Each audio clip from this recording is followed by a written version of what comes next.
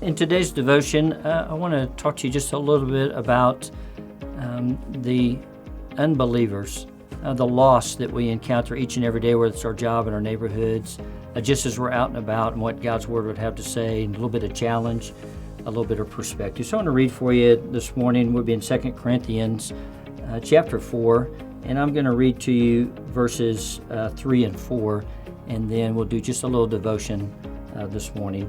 It says, God's Word says, "But if our gospel is veiled, it is veiled to those who are perishing. In their case, the God of this age has blinded the minds of the unbelievers to keep them from seeing the light of the gospel of the glory of Christ, who is the image of God." You know, kind of a sad passage this morning that we just need to unpack quickly, and see what our role is. We see that, it talks about being veiled, or this kind of blinded to the things of the truths of God's Word. And this last Sunday, it reminds me of Pastor Dave was loading some supplies into a truck, and I think it was one of the guys from maybe City Union Mission was helping, and Dave introduced me to him, and I noticed, and he knew as well, that his glasses were heavily tinted from being outside in the light and then coming back inside. And he even realized it and was having a little bit hard time seeing. So he begins to tell me about his glasses and that it reacts to the sun and gets darker as he goes outside. But if he comes back inside, it's still dark. And sometimes the tint's so dark, he can't even see.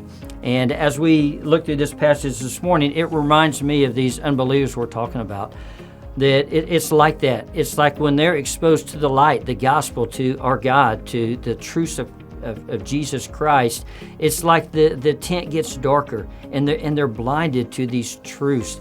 I'm reminded of Matthew 13. If you remember in Matthew 13, the disciples asked Jesus, why do you speak in parables? And his response is, this group of people, because of their hardened heart, they're going to see, but they're not going to see the truths of God's Word. They're going to listen, but they're not going to hear these things. And so therefore, they're going to have no understanding. They're going to have no understanding because they follow the ways of the world, the ways of Satan, not the ways of God's. And therefore, their heart is hardened. And so the great light of God, they are blinded to. So what can we do? What can we do is we can share our faith, always. We can tell them the truths of God's Word.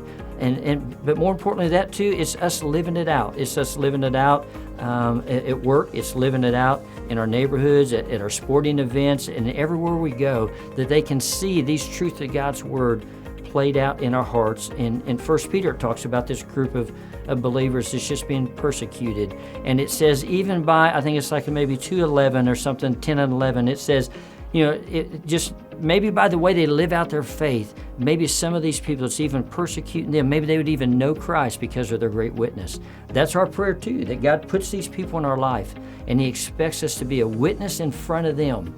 Despite their cloudy view of God's light, hopefully our light can continue to shine through and make an impact. Let me challenge you with just a couple of things today.